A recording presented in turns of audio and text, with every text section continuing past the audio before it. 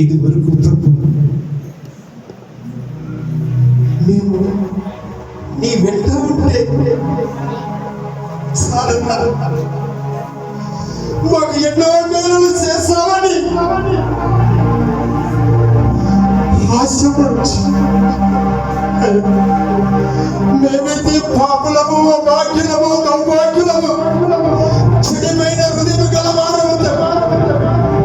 అయ్యా, ఆ మానవలే మేము కాక మోతికై వలె భయము భక్తి కలిగి మేము నీ ఆజ్ఞానుసారమైన జీవితం జీవించడానికి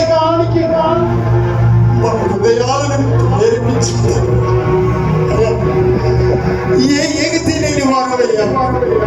అయ్యా, నీకు గొప్ప దేవుడు, దిక్కులేని వారికి దయ చూపి అతడు చేర్చి నీ యొక్క సన్నిధిని చేసిన ప్రతి బిడ్డను ప్రభు మీరు దర్శించండి అయ్యా. నీ యొక్క పరిశుద్ధ ఆత్మతో అభిషేకించవయ్యా. నీ యొక్క ఆజ్ఞానుసారంగా మేము నడుచుకోలేకపోతే దారి తప్పి తిరుగుతున్నాయ్యా. దారి చెడిపోయిన వారమయ్యా, చెడిపోయిన హృదయం గల వారమయ్యా. అయ్యా, దయచేసి మేము నీ అన్న చేతగా తప్పి తిరిగితివి, మార్గము మర్చితివి. మేము ఎన్నిసార్లు గతించినను నీ మహత్వం యొక్క చెడిపోయిన వారం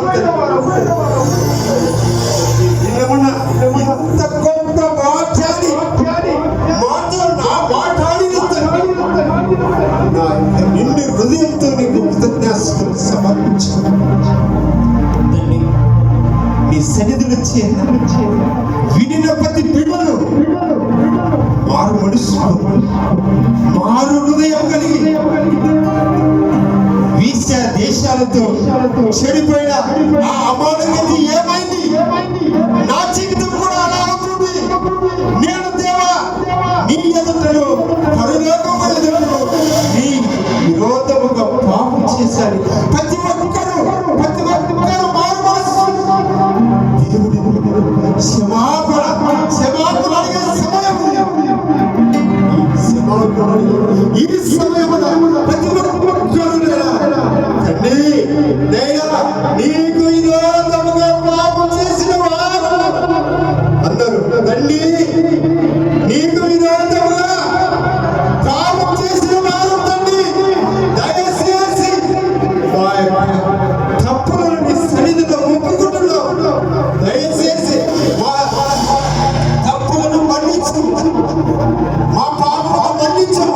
నీ యొక్క పరిశుద్ధ ఆత్మతో ఈ చదివే మారు మనసు నీకు ఆశ్రయించి సర్వోన్నతుడైన నా తండ్రి నీ సహనము, నీ నడిపింపు, నీ కాపుదల మాకందరికి తెలిసి ఈ దినమున తండ్రి ఉపవాసానందంలో వంట చేయించి మరి బాలలింగయ్య, కృష్ణవేదము, సురేంద్ర వారి కుటుంబాన్ని జ్ఞాపకం చేసుకుని, వారి అక్క చెల్లెలను కుటుంబాన్ని జ్ఞాపకం చేసుకుని ఆ కుటుంబాన్ని నూరంతలుగా దీవించి ఆశీర్వదించి ఈ గొప్ప అవకాశాన్ని నాకు ఇచ్చినందుకు మరి బాబు గారి తండ్రి నీ సన్నిధిలో నిలబడి అర్హత